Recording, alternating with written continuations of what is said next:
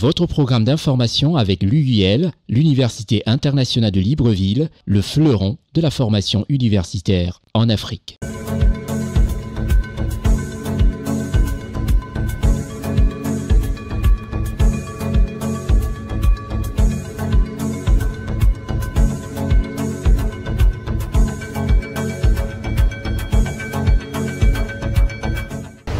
Merci de nous recevoir chez vous. Nous sommes ici au cœur de l'Afrique centrale.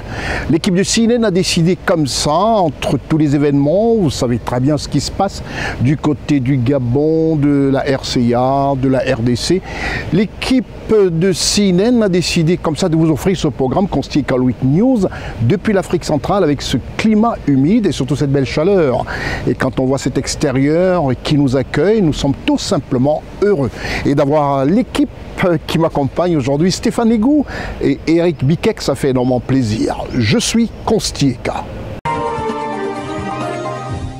Rien de plus normal en très bon chrétien que je suis, en bon chrétien catholique pratiquant, rien de plus normal que de commencer par ce moment triste, à savoir le départ de sa sainteté, le pape François, qui nous a quittés et qui a quitté ce monde à 88 ans.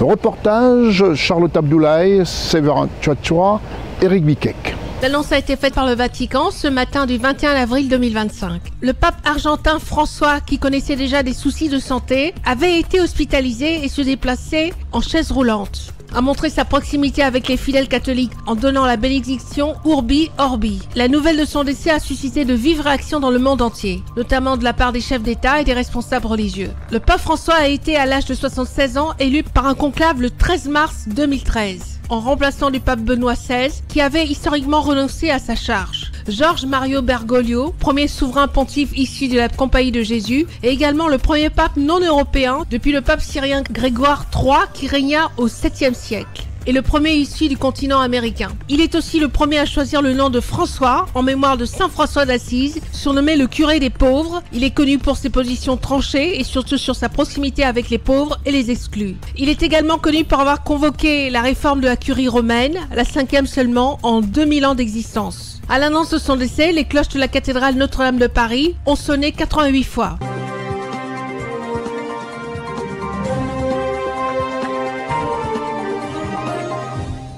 Dans cette émission, rien de plus normal de commencer par parler du Togo, ce sera ça. Même si on ne commencera pas par le Togo, mais on parlera du Togo, on parlera du Congo, on parlera du Tchad, on ira faire aussi un tour au Cameroun, on parlera du Gabon, énormément dans ce programme, de la Guinée-Conakry et surtout de la Côte d'Ivoire. La Côte d'Ivoire va aussi bercer ce programme Constieka All Week News depuis l'Afrique centrale. Que sa sainteté, le pape François, repose en paix auprès de Dieu le Père. Je vous retrouve juste après la réclame. J'ai toujours eu pour habitude de dire qu'il parle peu et pose des actes. Mais là, c'est pratiquement historique ce que le monde parisien a vécu. Une marche incroyable. On se croirait dans les rues d'Adjamé, de Yopougon ou de Trècheville. Mais non, que nous sommes à Paris. Et toute cette communauté ivoirienne honore le président Alassane Ouattara. Regardez ces quelques bouts d'images. On aurait pu tout imaginer, sauf celle-ci, la plus grande démonstration de force politique, de soutien à un chef d'État en exercice en Afrique par ses compatriotes. Les Ivoiriens de Paris font bloc derrière Alassane Ouattara. Les Ivoiriens, la communauté ivoirienne à Paris fait bloc derrière le président Alassane Ouattara dans une marche, en plus très organisée, respectueuse, comme l'a toujours voulu d'ailleurs le président Alassane Ouattara, qui depuis 2012 a instauré une paix dans la démocratie en Côte d'Ivoire. Voilà, quand un chef d'État pose des actes précis, parle peu et surtout pose des actes pour le bonheur de ses compatriotes et d'ailleurs de toute l'Afrique, on ne peut qu'avoir cette reconnaissance historique au cœur de Paris. Je vous retrouve juste après la réclame.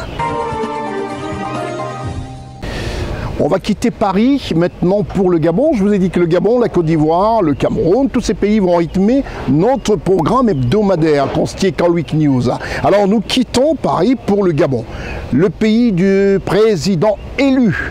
Brice Clotaire Oligui Nguema, chef d'État élu, désormais, définitivement, avec un score d'ailleurs, je dirais, un score qu'on avait pour habitude d'entendre quand nous étions tout petits, dans des pays comme l'URSS, dans tous ces grands pays, à l'époque où il n'y avait d'ailleurs pas de démocratie, où il y avait une dictature, mais là, dans une démocratie, vraiment qui honore l'Afrique, et le Gabon en premier chef, il a été élu président de la République avec 90,35% de voix. Merci comme ça encore à toute l'équipe de CNN d'avoir soutenu cette candidature et d'y avoir travaillé depuis le 30 août 2023. Nous allons parler du Gabon. L'on ne cessera de parler des présidentielles au Gabon.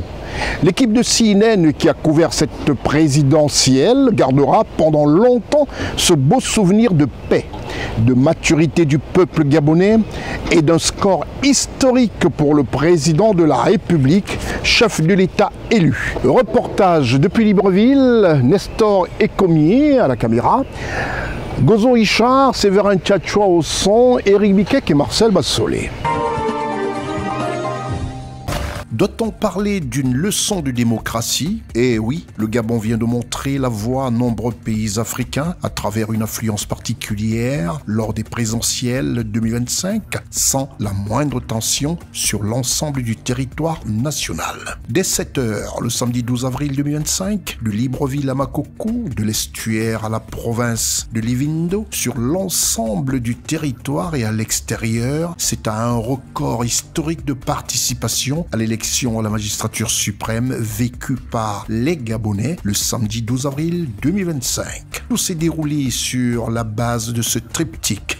Paix, élection apaisée, record de participation. C'est plus de 920 200 électeurs gabonais qui ont voté dans 3037 bureaux de vote, coordonnés par le ministère de l'Intérieur gabonais. Ils étaient 8 candidats à la course à la magistrature suprême et presque dans tous les bureaux de vote, le candidat Brice Clotaire Oligui Nguema est arrivé en tête pour un score compilé national qui donne le tournis, à savoir 90,35% pour le candidat Brice Clotaire Oligui Nguema qui devient ainsi le premier président de la 5e République gabonaise. Aussi bien nos mémoires peuvent revenir 25 ans en arrière, on peut simplement dire que c'est un record de vote, un taux historique de participation dans les villages et villes et représentations étrangères, affichant un score record de 70% de participation. Au dépouillement et selon les résultats partiels et non définitifs, le candidat Brice Clotaire Oligui Nguema vient de loin en tête avec des scores onéreux de plus de 90%. C'est du jamais vu. Au Gabon, et au premier tour. Notons que c'est la première fois au Gabon qu'il y a autant d'observateurs nationaux et internationaux qui tous sont unanimes sur la tenue exemplaire de ce scrutin. Il faut dire que les enjeux de cette élection sont énormes parce que le Gabon sort donc d'une transition politique après le coup d'État de 2023. Les Gabonais aspirent à une nouvelle vision de leur pays. Et le choix de leur président aujourd'hui est un choix très important pour l'avenir du Gabon. Les élections se passent dans le calme, tout se passe bien, les bureaux ont été ouverts à temps. On a fait notre travail, donc on est passé dans les bureaux. Franchement, il n'y a pas d'anomalie et tout s'est bien passé dans une bonne ambiance. Déjà, il y avait une ambiance festive avec on a remarqué un engagement civique de la population. Une participation vraiment massive. C'est impressionnant. Le peuple gabonais ne s'est pas laissé supplier ou encore séduire onéreusement pour participer au vote que non. Comme un seul homme, ils ont pris leur destin en main et le peuple gabonais offre ainsi 90,35% au candidat Brice Clotaire Oligui Nguema alors que son principal challenger n'arrive qu'avec 10%. Selon la mission d'observation des élections présidentielles du 12 avril 2025, c'est 9140 observateurs au total, dont 200 observateurs internationaux. Gage de crédibilité sans faille et de démocratie promis par le CTRI. L'impression, c'est quoi? C'est juste le travail que le candidat des bâtisseurs a fait au courant tout le long de son état. Tout le long, il a rassuré les Gabonais avec sa politique. Parce que les Gabonais n'avaient plus goût aux élections, les Gabonais n'avaient plus goût à la vie à cause du 14, à cause de l'ancien système. Donc, il a essayé de rassurer un peu les Gabonais. C'est ce travail-là qui paye aujourd'hui. Parce que les Gabonais voient ces réalisations, les Gabonais voient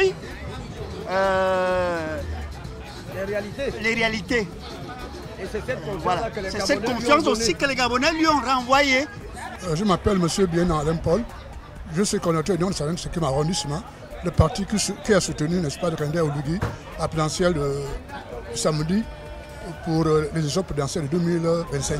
J'attendais à ça, les gens m'attendaient à cette victoire écrasante parce que Oligui est le meilleur candidat, était le meilleur candidat et les Gabonais ont compris qu'effectivement, le nouveau Gabon doit se construire avec les gens bâtisseurs comme Oligui Nguema et c'est pour cela que nous l'avons soutenu, notre parti, mon parti a soutenu Oligui Nguema. C'est pour cela que les militants du 5e arrondissement de l'Union nationale se sont tous levés comme un seul homme pour soutenir, aller voter Oligui Nguema.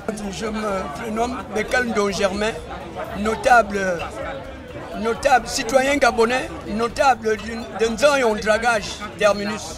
Les impressions à chaud par rapport au vote, puisque tous les Gabonais ont rempli le devoir civique, nos impressions ne sont que nous voulons la paix et nous voulons que le candidat gagnant puisse démontrer ce qu'il a dit par rapport à son projet de société. Et les Gabonais et les Gabonaises attendent tous ensemble pour voir ce Gabon nouveau qui devra venir. Donc Alain, ancien gendarme, mon impression, c'est-à-dire, je suis content que le candidat que nous avons choisi prenne le pouvoir et remplisse ses tâches. Parce qu'il a promis aux Gabonais pour un Gabon nouveau. Je m'appelle M. Ngomindo Martin. Je suis ressortissant du Wellington, en particulier Canton Bissok à Mofoup. Et j'habite à l'OPT Mindoubé. Cette impression, c'est bien. Parce que nous tous, on est allés aux urnes pour aller voter pour qu'il soit président de la République. Mais ce qu'on attend de lui en tant que président, que son projet de société, qu'il met ça en musique. Ondor Eliette, ma voix est sortie parmi les voix des fantômes. Parce qu'on ne pouvait pas enterrer ma voix. On ne pouvait pas enterrer ma voix. Ça s'est bien passé. Et mon fils est passé. Oligui Nguema. Puisse. Je suis Madame Eko. Vraiment, je suis contente parce que c'est bien passé. Et j'ai eu vraiment, on est en paix. Parce que tout ce qu'on cherchait, c'est la paix. Mais vraiment, c'est bien passé. Vraiment, on remercie moi, je suis anglophone en fait. Je remercie le bon Dieu que c'est le président Oligui qui a pris, pour moi, il a pris le pouvoir parce que vraiment, pour moi, je suis à l'Enakiri. Vraiment, j'ai vu comment il a travaillé là-bas. Vraiment, j'ai aimé et je disais, si j'étais Gabonais, je devais lui voter parce que vraiment, j'ai aimé ce qu'il a fait. Madame Félicité Assembe, personnellement, je n'ai rien à dire. J'ai trouvé ça s'est bien passé. Tout le monde a supporté le président. Donc, même moi-même. Alors, Dieu merci parce que ça s'est bien passé. Donc, je n'ai vraiment pas grand-chose à dire. Gloria, les élections se sont très bien déroulées. J'ai apprécié. Il n'y a pas eu vraiment d'émeutes bizarres. Tout s'est très bien passé par la grâce de Dieu. Nous voulons que c'est Oligui qui puisse gagner. C'est tout. Et nous sommes tous contents parce qu'il y a vraiment la paix. Regardez les rues, il n'y a pas de boucan, tout se passe très bien. C'est un peu ça. Je m'appelle Idrisso Taliban. Bon, je trouve que par rapport à les années précédentes, je trouve que ça s'est bien passé. Ça s'est très bien passé. Il n'y a pas eu de comment dirais-je, il n'y a pas eu de mouvement comme les années précédentes. Ça s'est très bien passé. Et la preuve en est que vous voyez, les rues sont quasiment... Les gens sont... ils valent leurs occupations, très bien. Il n'y a pas eu de souci.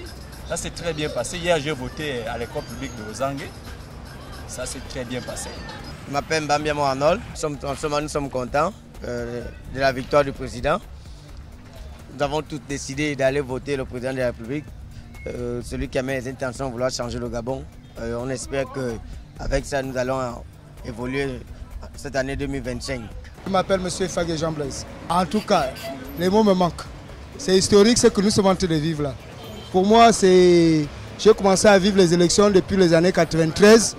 Ce que nous vivons là, c'est historique, en un mot. En tout cas, les mots me manquent. En fait, quand j'ai dit les mots me manquent, c'est dans le sens, je ne savais pas que je devais vivre ça, cette joie-là. C'est-à-dire, après les déclarations des élections, tous les Gabonais sont un, tous les Gabonais sont d'accord. En fait, on se retrouve. Enfin, on se retrouve. Herman, déjà, je suis surpris de la tournure des événements. C'est la première fois que chez nous, nous vivons un scrutin. Donc, les tendances se donnent avec autant de rapidité. Et déjà, nos candidats favoris, ce n'est pas une surprise. Tout le monde s'attendait. Nous attendons maintenant qui sera le second. Là, c'est aussi un suspense. Laurent Mouboga, citoyen gabonais, 100%, de le Gololo, précisément Koulamoutou.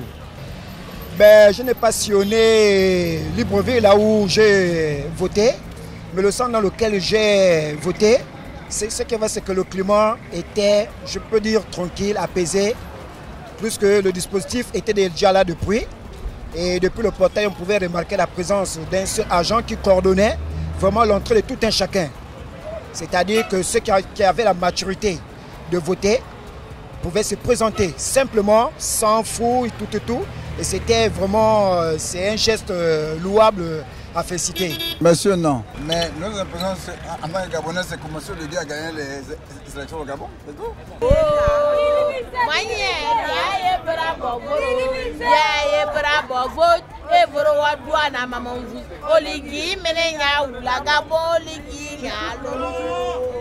Rendez-vous pour les prochaines présidentielles gabonaises en 2032.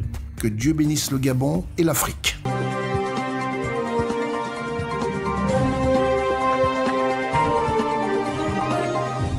On reste toujours au Gabon et nous allons continuer à parler des activités qui concernent le nouveau chef d'État élu, l'application de son projet et d'autres activités. L'administration gabonaise s'est mise en mouvement depuis le lundi 14 avril 2025. Reportage Nestor Icomier, Séverin Tchatchoua, Éric Biquet, Marcel Bassolé et Gozo Richard. Suite à l'annonce des résultats provisoires de l'élection présidentielle du 12 avril 2025 au Gabon, un nouveau chapitre s'ouvre le lundi 14 avril 2025 au Gabon, journée dédiée au traditionnel lever des couleurs. La 5e République prend forme à la présidence de la République. La première institution nationale donne le ton. Avec un score de 90,35% des voix, le nouveau président élu de la République gabonaise a exprimé sa gratitude envers le peuple gabonais et les employés de la présidence pour la confiance qu'ils lui ont témoignée. Pour son Excellence Brice Clotaire Oligui Nguema, ce mandat est une occasion de redonner au Gabon ses lettres de noblesse. Pour y parvenir, il doit s'entourer d'une équipe qualifiée et expérimentée, sélectionnée en fonction de ses compétences, qui le soutiendra durant tout ce septennat. Vous adressez mes sincères remerciements à vous et au peuple gabonais pour m'avoir fait confiance pour cette élection présidentielle. Le résultat en dit beaucoup. Il n'est pas encore confirmé par la Cour constitutionnelle. Il est à 90,35%. Ça veut tout dire. C'est que les Gabonais attendent beaucoup de nous. Prenez à l'inverse ce résultat. Moi, je l'entends comment? C'est 90,35% de la détresse des Gabonais. Et c'est 90,35% des problèmes des Gabonais que nous devons résoudre sur les 7 ans. Et pour y arriver, j'ai besoin de vous. J'ai besoin d'une présidence qui m'accompagne. J'ai besoin des gens qui travaillent, des gens qui exécutent et qui comprennent le chef. L'autre fait marquant qui a jalonné cette journée du 14 avril 2025 est la mise en place de plus de 1000 textes sur lesquels les magistrats devront travailler pour consolider la nouvelle République gabonaise. Dans la 5e République, le poste de Premier ministre, chef du gouvernement, disparaît au profit de vice-président en charge de la coordination gouvernementale. Les mois qui arrivent, beaucoup seront débordés. Et là, j'aurai besoin de tous les magistrats. Parce que la 5e République, que nous appelons de tous nos voeux, a supprimé le poste de Premier ministre. Et donc il faut mettre les textes en place. C'est plus de 1006 textes. 1006 textes à mettre en place au cours de la première année. Le premier que vous allez prendre, c'est le texte qui concerne l'administration. Il faut que ça aille vite. Hier, elle était aux mains du Premier ministre. Il faut prendre un texte ou un décret, c'est à vous de voir, pour mettre l'administration entre les mains du vice-président du gouvernement. En attendant la validation des résultats provisoires de l'élection présidentielle du 12 avril 2025 par la Cour constitutionnelle, son Excellence Brice Clotaire Oligui Nguema, fraîchement élu président de la République du Gabon, fixe déjà les bases de la 5e République gabonaise comme étant un axe, en particulier sur la décentralisation où les collectivités locales doivent bénéficier d'une autonomie financière grâce aux fonds générés par le RSE et la taxe foncière. Les questions d'humanisme, de méritocratie, de bon fonctionnement des premières institutions ont été passées en revue dans ce discours. C'est un message que je rappelle toujours en permanence aux collaborateurs ici. Des centaines, des milliers de gens écrivent tous les jours au président de la République, tous les jours. Il faut répondre à tout le monde. Même pour dire non, il faut répondre à tout le monde. Parce que voyez-vous, celui qui a saisi le président, même s'il n'a pas une suite favorable à sa requête, mais de savoir que le président est au courant de son problème et qu'il a reçu une réponse, c'est fondamental. Son Excellence Brice Clotaire Oligui Nguema prévoit de travailler avec tous les segments de la société, des plus jeunes aux personnes plus expérimentées. Ceux qui entourent le président doivent être des hommes ouverts, des hommes de bonne composition.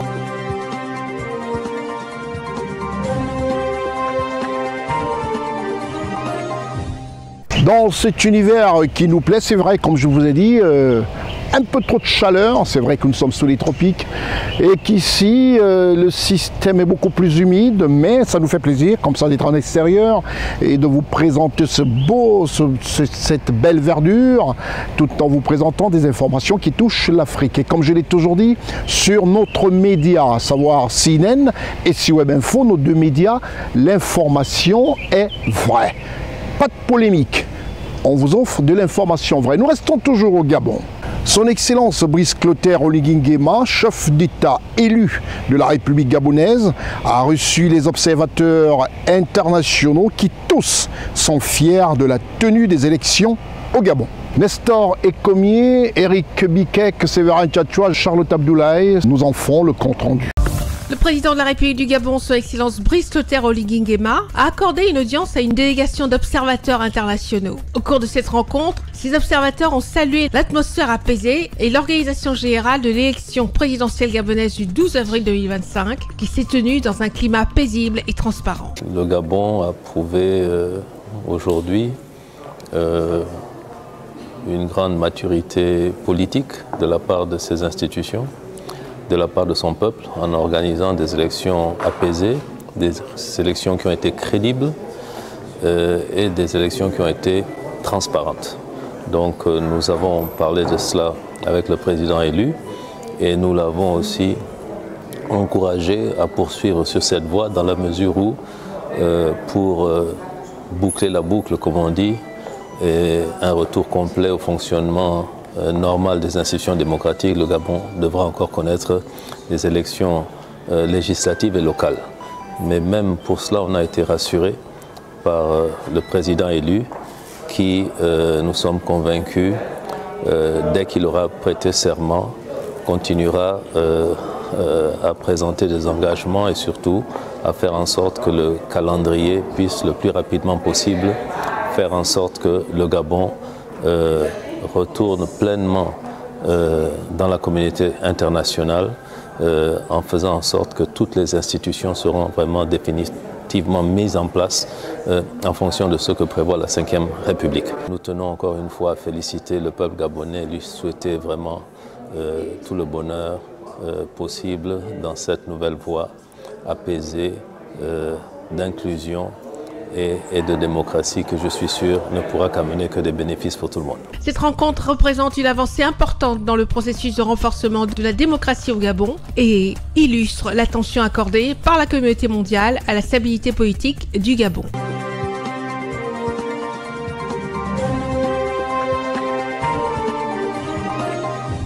Toujours dans ce très beau décor extérieur, rien de plus normal que de vous dire simplement que dans d'autres numéros, on sera à Paris, en Belgique, à Londres, si on vous offrira dans les rues de Paris, le programme Constiécal Week News. Mais là, nous parlons du Congo. Le Congo, le pays présidé par son Excellence Denis Sassou Nguesso, qui a bougé aussi ces derniers jours.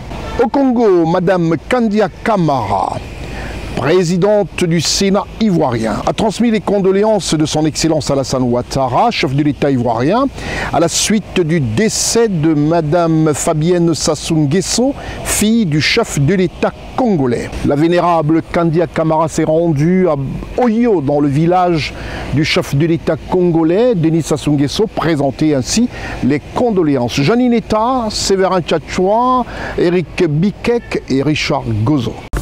En visite en République du Congo, la présidente du Sénat ivoirien, Madame Kandia Camara, s'est rendue le lundi 14 avril 2025 à Oyo, le village natal du président de la République du Congo, son Excellence Denis Sassou Nguesso, accompagné de l'ambassadeur de Côte d'Ivoire en République du Congo, son Excellence Madame Touré Nekone Mama, afin de lui transmettre les condoléances du chef de l'État ivoirien, son Excellence Alassane Ouattara, à la suite du décès de sa fille Fabienne Sassou Nguesso. Mandatée par son Excellence Alassane Ouattara, la présidente du Sénat de Côte d'Ivoire, Madame Kandia Camara, a exprimé au nom du peuple ivoirien toute la compassion et la solidarité de la nation face à cette douloureuse épreuve, témoignant ainsi de la profondeur des liens fraternels unissant la Côte d'Ivoire et la République du Congo. Son Excellence M. Alassane Ouattara, président de la République de Côte d'Ivoire, nous a chargé de venir exprimer sa compassion,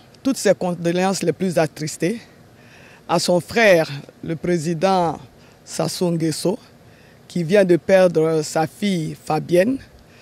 Donc, dans cette circonstance douloureuse, il nous a chargé de venir lui apporter son réconfort et le réconfort de tout le peuple ivoirien.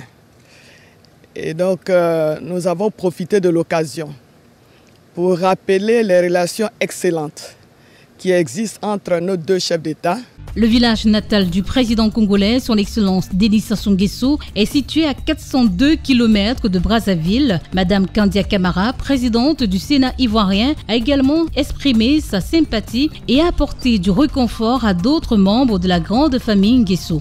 L'envoyé du chef de l'État ivoirien en République du Congo a déposé une gerbe de fleurs sur la tombe de la défunte Fabienne Sassou Nguesso. La présidente du Sénat ivoirien séjourne en République du Congo dans le cadre de la 16e conférence des présidents d'assemblée et de section de la région Afrique de l'Assemblée parlementaire de la francophonie APF, dont les travaux se sont ouverts mardi au Palais du Parlement de Brazzaville.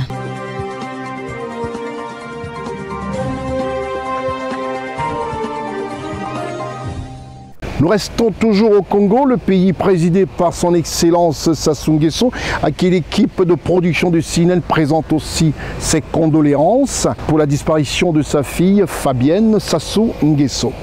Toujours au cœur du Congo, nous allons parler de cette armada, pour ne pas dire la grosse armada politique représentant la Côte d'Ivoire à un sommet au Congo. Et là, ça se passait du côté de Brazzaville. La présidente du Sénat ivoirien, la vénérable Kandia Kandia Camara et le président de l'Assemblée nationale de Côte d'Ivoire, l'honorable Adama Bitogo, ont représenté la Côte d'Ivoire à la 16e conférence régionale de l'APF. Reportage Gérard Richard, Séverin Tchatchoua, Eric Bikek, Janine Eta. Pendant 3 jours, Brazzaville, la capitale de la République du Congo, abrite la 16e édition de la conférence régionale de l'APF, placée sous le sceau de la diplomatie parlementaire. Le président de l'Assemblée nationale et la présidente du Sénat de la Côte d'Ivoire prennent part à ces assises. Cette 16e conférence régionale de l'AFP rassemble les présidents et les délégations des parlements francophones d'Afrique autour des grands enjeux politiques, économiques et sociaux du continent, avec un accent particulier mis sur la promotion des valeurs démocratiques, de la bonne gouvernance et du développement durable dans l'espace francophone. L'avenir politique de notre continent tient en grande partie à notre capacité, nous les dirigeants politiques, à relever les défis persistants tout en exploitant les opportunités émergentes.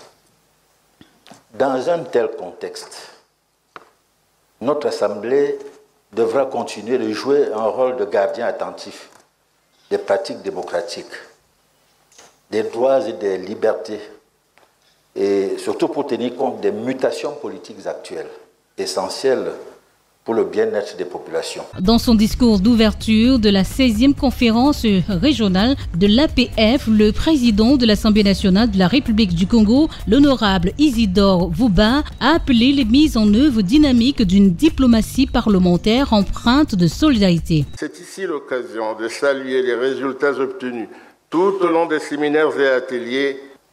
Ces avancées vont, j'en suis sûr, s'intensifier pour les biens de peuples d'Afrique, continent d'avenir. De même, devant les incertitudes et autres menaces des temps présents, les parlementaires que nous sommes devons être aux avant-postes de la lutte pour la paix, le développement et l'émergence. Il nous incombe, les uns aussi bien que les autres, de garder allumée la flamme de notre engagement.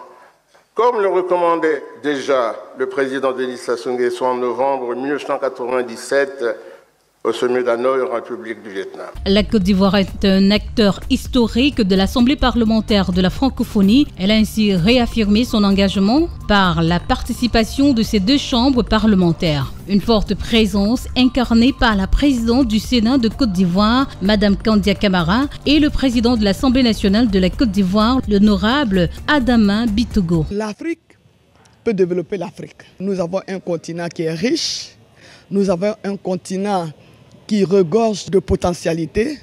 Nous avons des ressources humaines de plus en plus qualifiées. Aujourd'hui, nous avons des hommes et des femmes bien formés. Nous sommes tous en quête d'une paix durable et d'une stabilité durable pour l'Afrique. Il n'est pas normal que ce soit l'Afrique qui soit toujours perturbée par ces secousses institutionnelles. Donc c'était une réunion très importante. Nous sommes une locomotive de la sous-région et que ce soit la présidente du Sénat ou moi-même, nous avons pris la parole et je crois que notre présence est clairement établie, mais le rôle que nous jouons est très important. Et plus que jamais, nous allons donc instaurer cette délégation de haut niveau. Les travaux de cette 16e conférence régionale de l'APF s'annoncent pour Alassane Ouattara, président de la République de Côte d'Ivoire. C'est une occasion de renforcer son influence et de continuer à participer au bien-être de la francophonie parlementaire.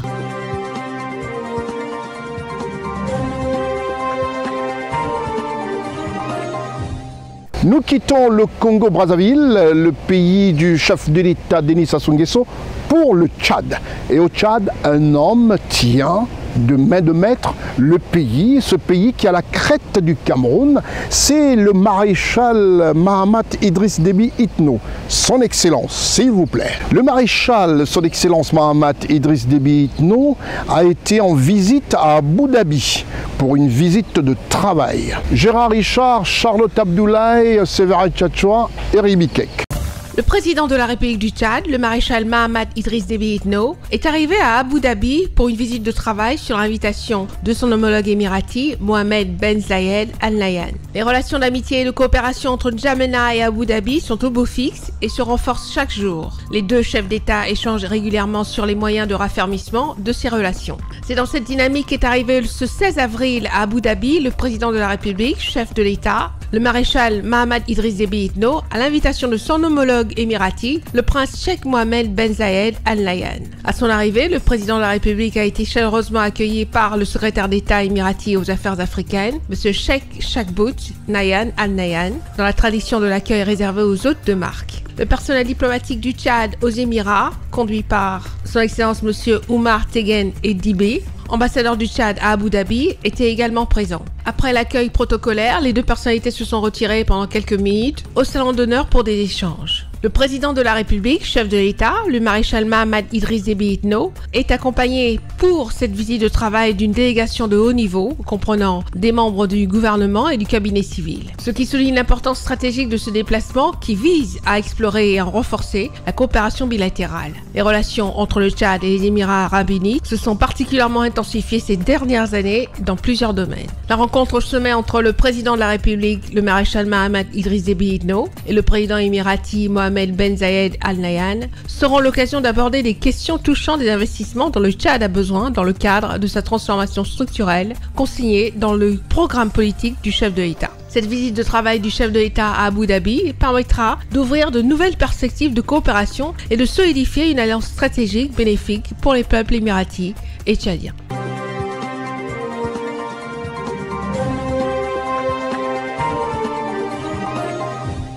Après Abu Dhabi, rien de plus normal. Quand on parle du Tchad, tout de suite on flirte déjà un peu avec le Cameroun.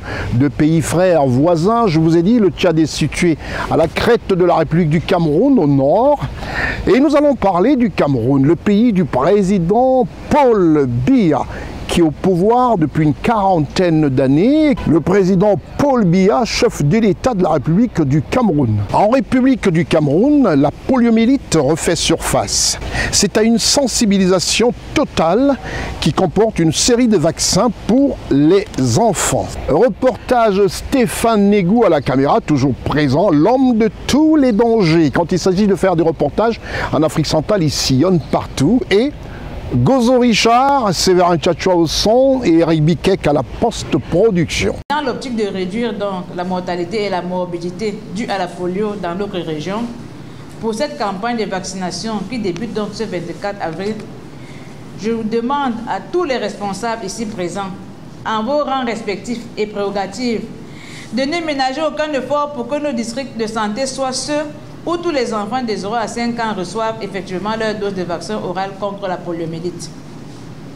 Je demande à toutes les autorités de prendre les dispositions pour faciliter le déploiement des mobilisateurs et vaccinateurs dans les ménages, dans les marchés et tous les lieux publics afin de faire leur travail en toute sécurité. Face à la persistance de la circulation dans l'environnement du poliovirus sauvage, deux campagnes nationales de vaccination de riposte contre la poliomyélite concernant les enfants de 0 à 5 ans au Cameroun et dans les pays du bassin du lac Tchad. Elles se dérouleront du 24 avril au 27 avril 2025 et du 29 au 1er juin 2025 pour le deuxième tour. Cette rencontre de plaidoyer avait pour objectif de situer l'opinion sur l'ampleur de l'épidémie dans la sous-région. En effet, l'épidémie du poliovirus sauvage est passée de 1408 cas en 2022 à 56 cas en 2025. L'épidémie avait débuté en 2016 avec 2 cas enregistrés dans le monde. Dans le bassin du lac Tchad, l'épidémie est passée de 234 cas en 2028 à 28 cas en 2025. Le Cameroun, quant à lui, est parti de 16 cas en 2020 à 2 cas en 2025. Précisément dans la ville de Douala, cette baisse considérable des personnes infectées, il est nécessaire de poursuivre les campagnes de vaccination.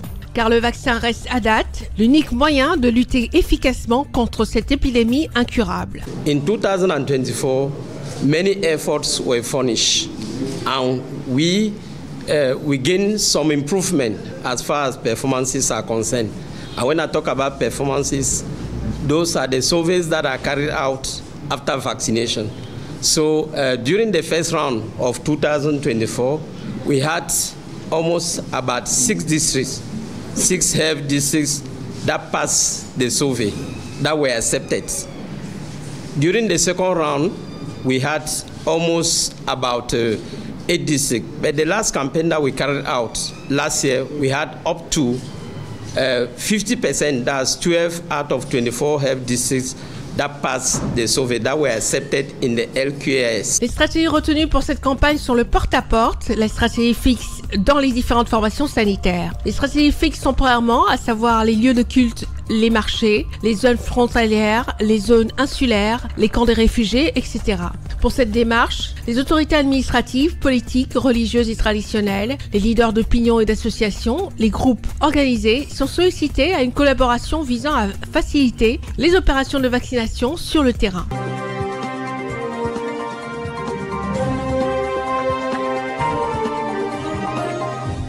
Nous restons toujours au Cameroun et nous allons parler de la région du littoral.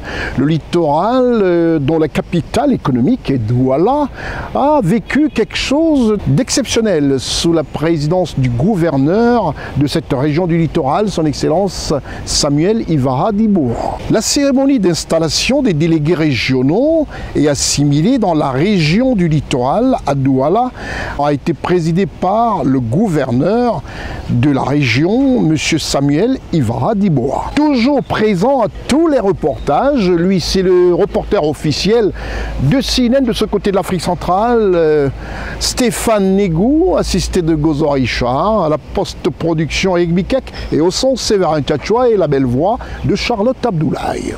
La salle polyvalente des services du gouverneur de la région du littoral a servi de cadre à la cérémonie d'installation officielle des délégués régionaux et assimilés avec compétence sur le territoire de la région du littoral. La cérémonie que présidait le gouverneur de la région du littoral, M. Samuel Dieudonné Ivara Dibour, a connu la présence du préfet du Vouri, du maire de la ville, de la vice-présidente du conseil régional, des autorités traditionnelles, politiques et religieuses, ainsi que les promus du jour, les amis, les familles et connaissances. Conformément au protocole, les nouveaux responsables ont ainsi été présentés aux populations. Littoral Regional Delegates of Public Markets.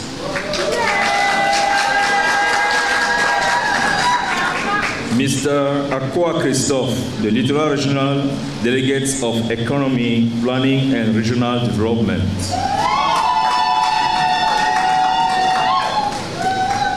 Dr. Ngormebe Sorel, the Littoral Regional Delegates of Public Health. Mr. Pudi Menge Patrice Joel, Littoral and Southwest Regional Delegates of Agency Regulates Telecommunication. Mrs. Marie-Sylvie Zé, the Littoral and Southwest Regional Delegates of Cameroon Airlines Corporation. Après le mot de bienvenue dans la région du littoral et dans leur nouvelle famille administrative, celui qui incarne les institutions de la République dans la région du littoral n'a pas manqué de féliciter les nouveaux promus pour la confiance à eux confiée par le gouvernement de la République, tout en les exhortant à travailler avec responsabilité et sens du devoir. Ces recommandations générales qui vous interpellent tous, je voudrais demander de manière spécifique à Madame le délégué régional du MINPESA pour le littoral d'assurer la promotion et l'encadrement des petites et moyennes entreprises et de l'artisanat en liaison avec les organisations socio-professionnelles concernées, d'identifier et d'étudier les possibilités de migration des acteurs du secteur informel vers le secteur formel. Les nouveaux responsables d'administration ont exprimé leur reconnaissance et leurs émotions au micro de CNN. Je suis dans un secteur sensible, les télécommunications, qui sont en réalité la grande famille de la communication, qui sont aujourd'hui interpellés avec l'évolution technologique, avec les libertés publiques, qui demandent encore aujourd'hui beaucoup plus de services. Depuis l'année dernière, j'ai eu à réaliser beaucoup de choses déjà. À Douala, on a eu 11 tronçons de route qui ont été faites et dont j'étais l'ingénieur du marché. C'est un grand challenge pour moi. Au départ, j'avais un département que je gérais. Actuellement, j'en aurai 4. Et je sais le défi qui m'attend. Je m'y mettrai et je démontrerai à quel niveau les petites et moyennes entreprises mènent les actions que notre chef de l'État recommande.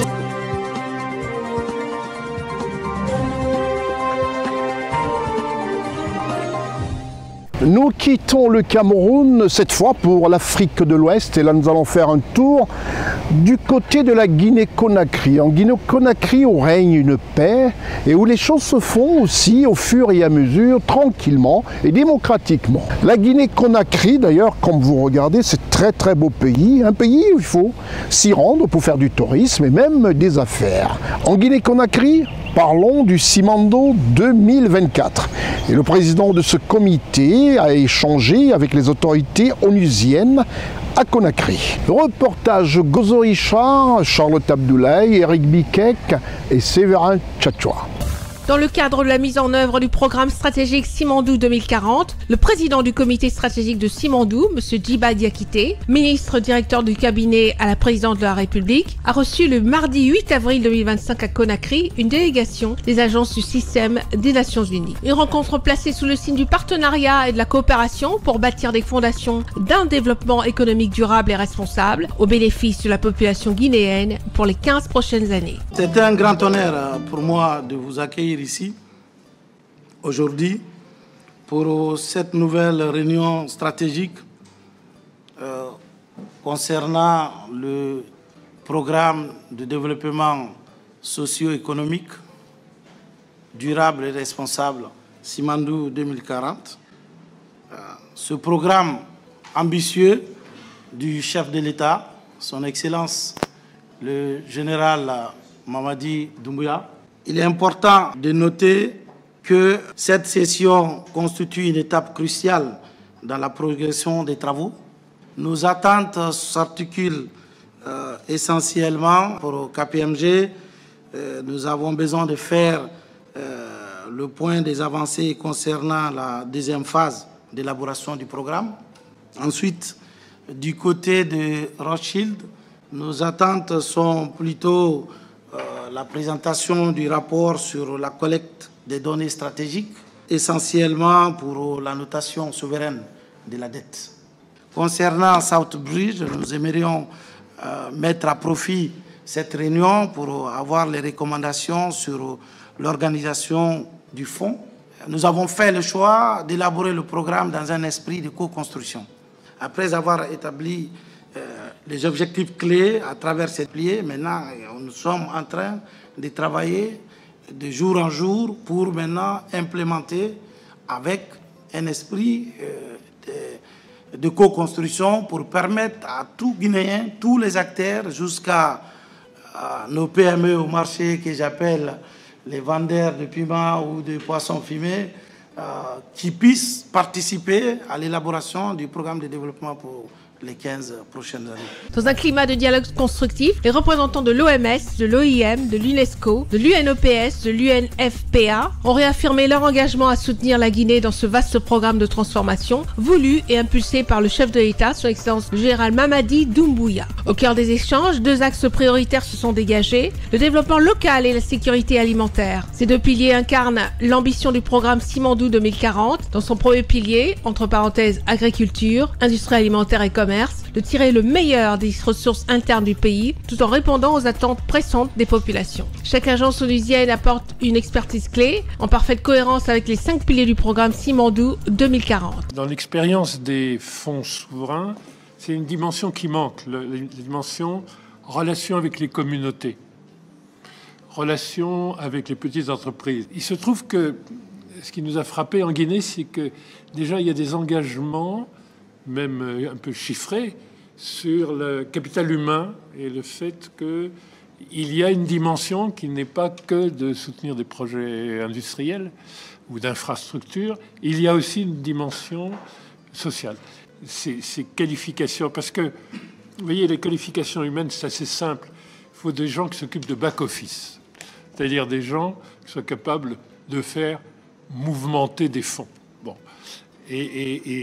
Ou d'ailleurs aller collecter des fonds au-delà même des ressources nationales si on décide d'aller sur les marchés. Le président du comité stratégique, M. Djiba Diakité, s'est réjoui de l'engagement actif des agences onusiennes et a salué leur contribution dans la réalisation des objectifs économiques et sociaux du chef de l'État. Il a également rappelé les fondements du programme Simandou 2040 qui vise à transformer structurellement l'économie guinéenne en misant sur la diversification, la création d'emplois durables et la valorisation des potentialités locales. Nous voyons au quotidien l'appropriation du programme par l'administration. Donc le changement, c'est d'abord l'État, ensuite la population va suivre. Et ça, je pense que c'est la conviction partagée également avec le chef de l'État aujourd'hui. Donc il faudrait que nous puissions ramener le changement de l'état d'esprit du développement d'abord au niveau de l'administration publique.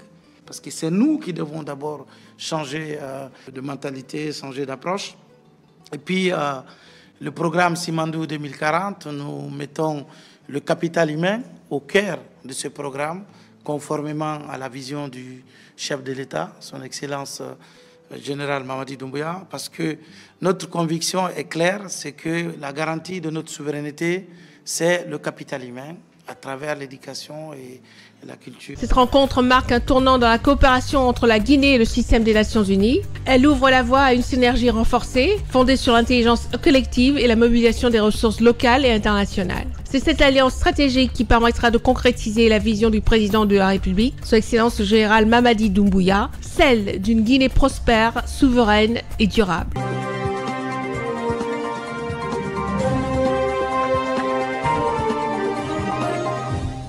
Vous êtes sur le Constier-Kalwik News, qui est cette émission, un magazine d'information vraie.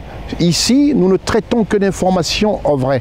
N'en déplaise à certains, ici, pas de polémique. Nous essayons de faire avancer l'Afrique et puis de se dire aujourd'hui qu'il faille mieux vivre sur le continent africain et aider nos leaders à nous offrir à tous du bonheur. Je vous retrouve juste après la réclame qui honore aussi notre partenaire officiel, à savoir l'UIL, l'Université internationale de Libreville. L'Université internationale de Libreville, reconnue d'utilité publique grâce à son partenariat avec l'État, est un établissement privé d'enseignement supérieur à vocation scientifique et technologique composé, entre autres, de l'École polytechnique de Libreville, de la Faculté de droit et des sciences politiques, de l'Institut international de recherche biomédicale et biotechnologie, de l'Institut supérieur de gestion et d'économie appliquée, et de l'École de médecine et de pharmacie. Son ouverture sur le monde du fait de ses partenariats avec les prestigieuses universités et institutions internationales lui permettent de s'arrimer à plusieurs systèmes de formation et de délivrer des diplômes reconnus.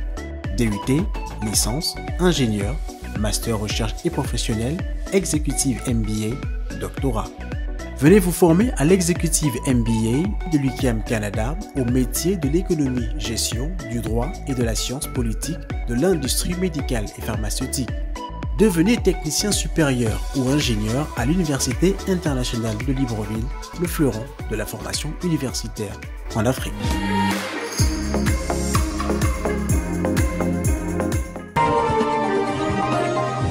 Après cet extrait de l'Université internationale de Libreville, notre partenaire officiel, rien de plus normal que de parler de la Côte d'Ivoire. La Côte d'Ivoire, un point focus de l'Afrique de l'Ouest. Un point essentiel, un pays de très haute facture où règne la paix et la démocratie. Et ce pays est présidé par un homme brillant soit-il, qui parle peu et surtout qui pose des actes, comme vous le constatez d'ailleurs. Lui, c'est monsieur Alassane Ouattara, le chef d'État de la Côte d'Ivoire. Mais je demande comme ça à Marcel Bassolé de nous montrer un peu cette Côte d'Ivoire de l'ère Alassane Ouattara qui continue de bâtir et d'offrir comme ça à toute la nation ivoirienne un pays calme, un pays de paix et surtout un pays qui attire, comme du miel attire les abeilles, tous les étrangers et tous ceux qui veulent investir dans ce pays, où on sait aujourd'hui que les infrastructures permettent toute évolution. Nous allons parler de ce pays, la Côte d'Ivoire. Point de presse de la Commission électorale indépendante, à savoir la CEI, en sigle. Cette commission électorale indépendante en République de Côte d'Ivoire a tenu un point de presse. Reportage Charlotte Abdoulaye, Séverin Tchatchoua, Gozo Richard, Marcel Bassolé.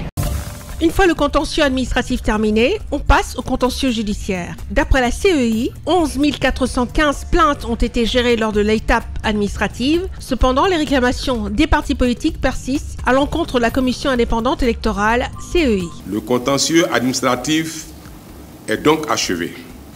C'est ouverte déjà la phase du contentieux judiciaire qui court depuis l'affichage de la décision dans les CEL. Tous les réclamants n'ayant pas eu gain de cause et qui estiment être lésés par la décision de la CEI peuvent, dans les délais requis, saisir le président du tribunal dont relève la commission électorale locale où la réclamation a été déposée.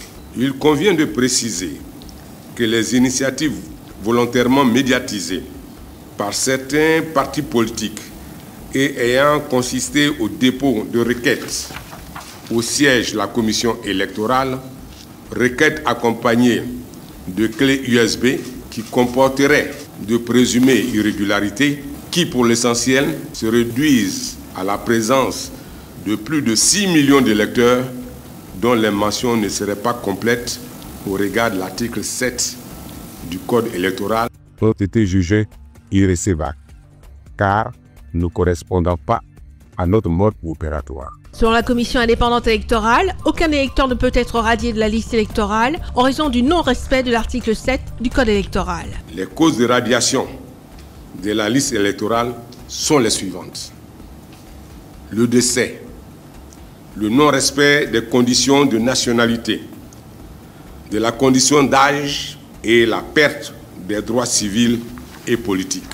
Le cas échéant, l'article 7 du Code électoral ne peut être invoqué que dans le cadre du contentieux, de la rectification. Après les étapes juridiques et administratives du litige, toutes les décisions rendues seront considérées pour la finalisation de la liste électorale définitive attendue début juin. Par ailleurs, il est apparu que certains électeurs qui ont été déplacés vers de nouveaux lieux de vote sans aucune procédure, il s'agit là d'une tentative de manipulation frauduleuse rapidement détectée par les services techniques de la Commission électorale indépendante. Le procureur de la République a été saisi afin de donner des suites judiciaires appropriées. La Commission centrale tient à rassurer les électeurs concernés qui seront réintégrés dans leurs lieux de vote initiaux. La Commission électorale voudrait rassurer le peuple de Côte d'Ivoire que le scrutin présidentiel se déroulera à la date prévue par la Constitution. La Commission électorale indépendante a tenu à saluer tous les partis politiques, les organisations de la société civile, ainsi que la population pour le bon déroulement de la phase contentieuse.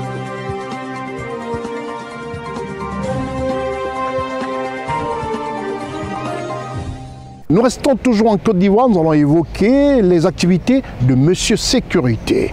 Monsieur Sécurité en Côte d'Ivoire. Monsieur Wagondo Diomandé, ministre de l'Intérieur, porteur d'un nouveau projet de loi axé sur le blanchiment des capitaux et le terrorisme, entre autres, a été face aux sénateurs. Face au sénateur Ayam Sokro, le ministre de l'Intérieur, monsieur Wagondo Diomandé, s'est exprimé.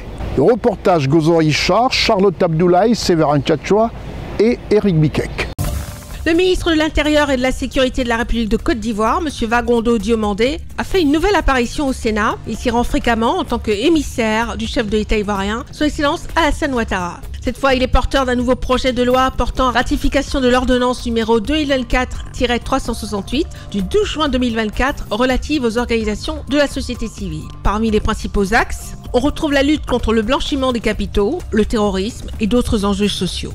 L'ancienne loi qui date de 1960 s'est avérée inadaptée aux nouvelles dispositions dans notre pays. C'est pourquoi le gouvernement a proposé une nouvelle loi sur la société civile. Cette loi-là, elle apporte des innovations en matière de lutte contre le terrorisme, en matière de classification des organisations de la société civile, toutes choses qui n'étaient pas prises en compte dans la loi de 1960. Évidemment, compte tenu des menaces du moment, cette nouvelle ordonnance prend en compte la lutte contre le blanchiment des capitaux, la prolifération des armes de destruction massive et protège l'environnement contre toute forme d'abus qui pourrait être suscité par toutes les sources de financement au profit des organisations de la société civile. Le projet de loi a été adopté à l'unanimité par la Commission des affaires générales institutionnelles et des collectivités territoriales sous la direction du sénateur Sali Sidibé.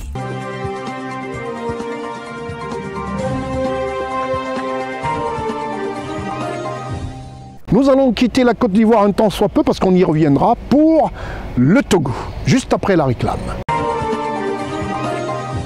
Au Togo, le pays présidé par son Excellence Faure Issossinba-Yassingbe, un pays tout petit, je le répète souvent, j'ai pour habitude de le dire dans ce programme, mais c'est un pays qui est très attractif et dont le chef de l'État est devenu un grand médiateur. Toujours présent quand il s'agit des conflits en Afrique, c'est une nouvelle mission de médiation qui est confiée à son Excellence Faure Issossinba-Yassingbe. Reportage Gérard Richard Gozo, Séverin Tchatchoua, Janine Eta et Eric Bikek. Sous le leadership de son président, son Excellence Faure Gnassingbé, la voix du Togo résonne à nouveau dans les hautes instances diplomatiques africaines. Sa sagesse et sa discrétion forcent l'admiration. La résolution de la conférence de l'Union africaine adoptée via une procédure silencieuse de confier au président de la République togolaise la mission délicate de médiateur dans le conflit qui oppose la RDC au Rwanda reflète un parcours singulier caractérisé par un leader serein, pragmatique et résolument axé sur la paix. Ce n'est pas le fruit du hasard ou une faveur, mais une simple reconnaissance des résultats concrets obtenus au fil des années grâce à des efforts constants et efficaces dans divers conflits en Afrique de l'Ouest et ailleurs. Du Mali à la Guinée, en passant par le Burkina Faso, le président togolais, son Excellence Faure Gnassingbé, a su établir la communication là où l'échange était devenu impossible, rétablissant le lien de confiance là où les bruits des armes prenaient le pas sur la logique.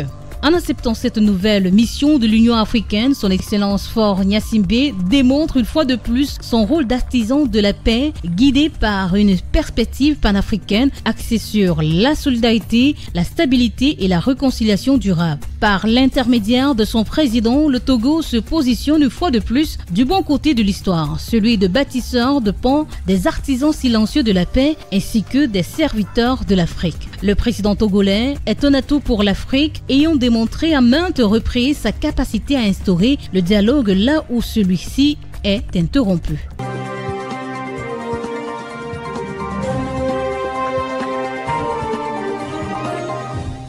Eh oui, il a du pain sur la planche, le président de la République togolaise, à savoir Faure Issossinba-Yassingbe.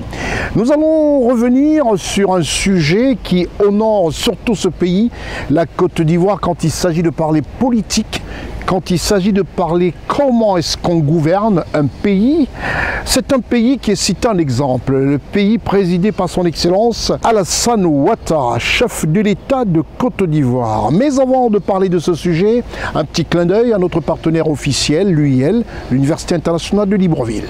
L'Université internationale de Libreville, reconnue d'utilité publique grâce à son partenariat avec l'État, est un établissement privé d'enseignement supérieur à vocation scientifique et technologique composé, entre autres, de l'École polytechnique de Libreville, de la Faculté de droit et des sciences politiques, de l'Institut international de recherche biomédicale et biotechnologie, de l'Institut supérieur de gestion et d'économie appliquée, et de l'école de médecine et de pharmacie. Son ouverture sur le monde du fait de ses partenariats avec les prestigieuses universités et institutions internationales lui permettent de s'arrimer à plusieurs systèmes de formation et de délivrer des diplômes reconnus. DUT, licence, ingénieur, master recherche et professionnel, exécutive MBA, doctorat. Venez vous former à l'exécutive MBA de l'UQAM Canada au métier de l'économie, gestion, du droit et de la science politique de l'industrie médicale et pharmaceutique. Devenez technicien supérieur ou ingénieur à l'Université internationale de Libreville, le fleuron de la formation universitaire en Afrique.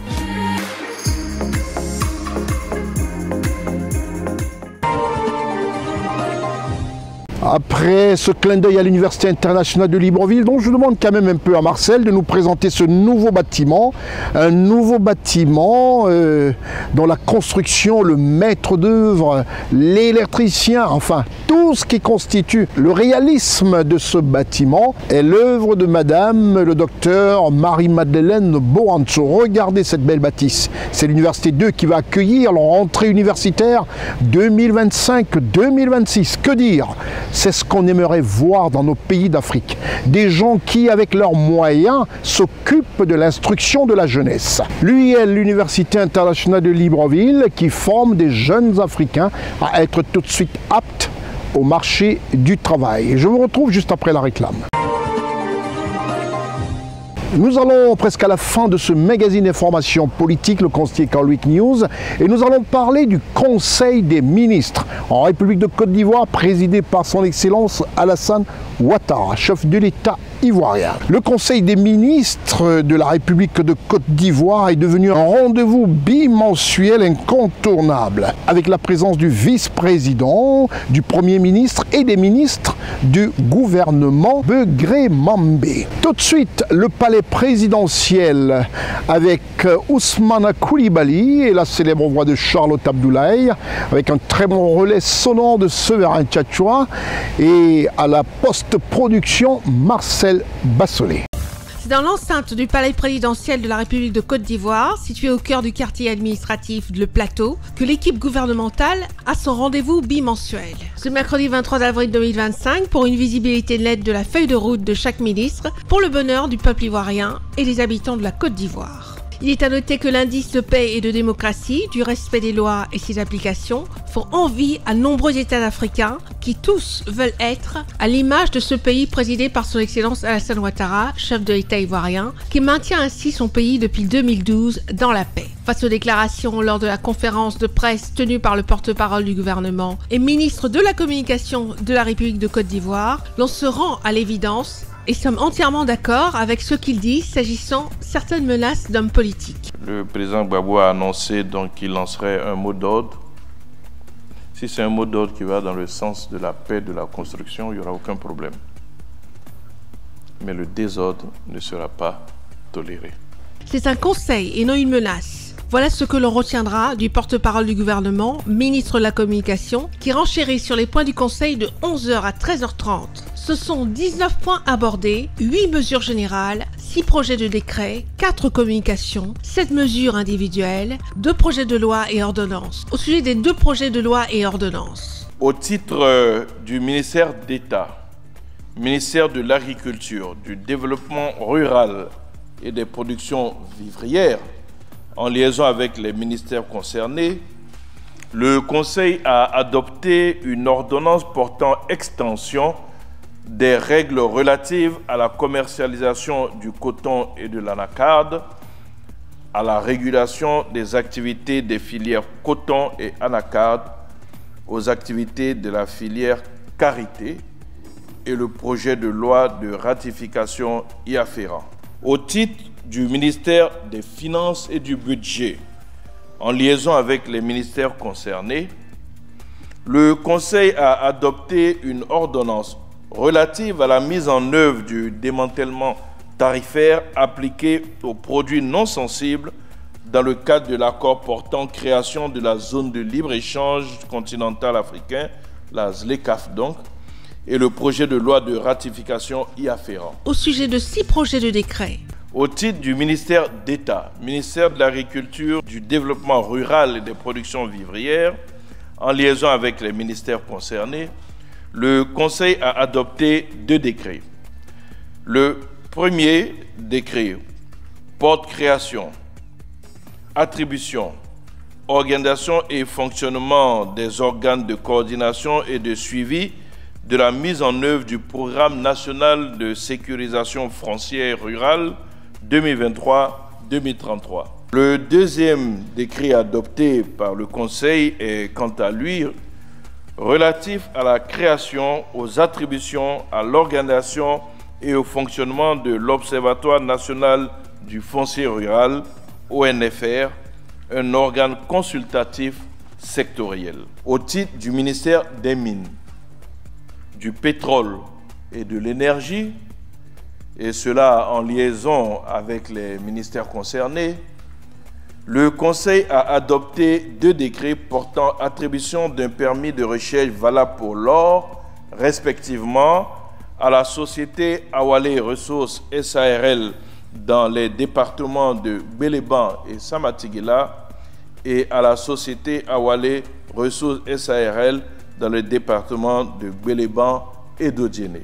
Au titre du ministère des Affaires étrangères, de l'intégration africaine et des Ivoiriens de l'extérieur, en liaison avec tous les ministères concernés, le Conseil a adopté un décret portant ratification de l'accord sur la promotion, la protection et la garantie des investissements entre les États membres de l'Organisation de la Conférence islamique, donc l'OCI.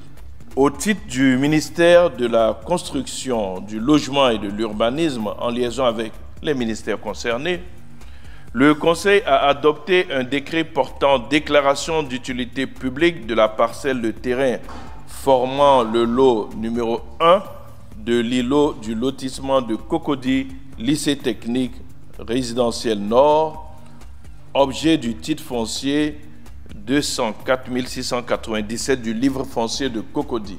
Au sujet de cette mesure individuelle, au titre du ministère des Affaires étrangères, de l'intégration africaine et des Ivoiriens de l'extérieur. Au titre de ce ministère, donc, le Conseil a adopté 4 décrets portant nomination de 4 ambassadeurs extraordinaires et plénipotentiaires de la République de Côte d'Ivoire à l'étranger. Au sujet de 4 communications, au titre du Premier ministre, chef du gouvernement, ministre des Sports et du cadre de vie, le Conseil a adopté une communication relative à la mise en œuvre du programme social du gouvernement à fin décembre 2024. Au titre du ministère de la promotion de la jeunesse, de l'insertion professionnelle et du service civique, en liaison avec les ministères concernés, le Conseil a adopté 2 communications. La première communication est relative au projet Carte Jeune.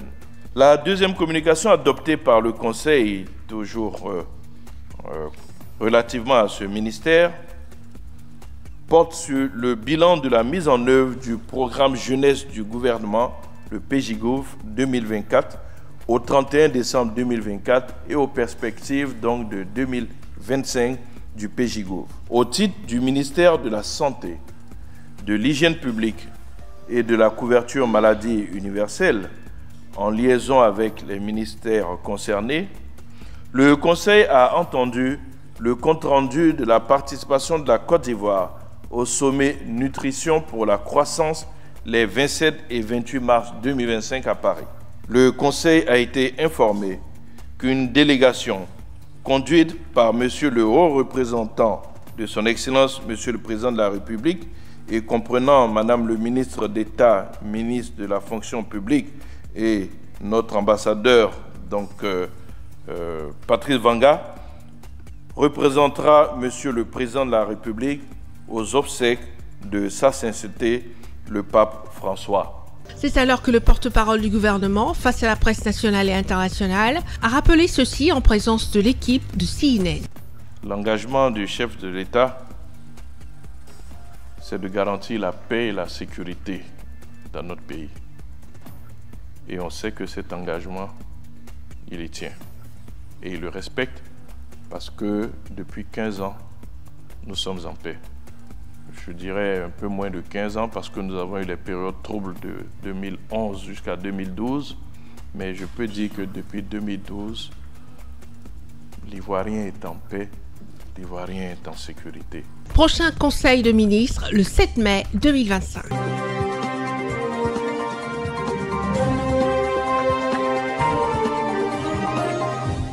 C'est terminé pour ce magazine d'information politique Consti Week News, tout en vous donnant rendez-vous aux prochaines diffusions d'ailleurs et rediffusions sur cnntv.ci et sur notre deuxième chaîne, à savoir CWeb Info, donc sur le www.cwebinfo.net.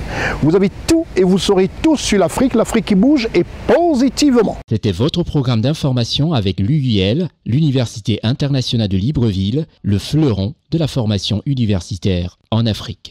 Tout en remerciant toutes nos équipes en Afrique centrale, remerciant aussi le relais de nos équipes en Afrique de l'Ouest, qui ont d'ailleurs couvert le Conseil des ministres de la Côte d'Ivoire et certaines activités du côté de l'Afrique de l'Ouest, je tiens simplement à vous donner rendez-vous au prochain numéro. Je suis Consti Eka. Au revoir.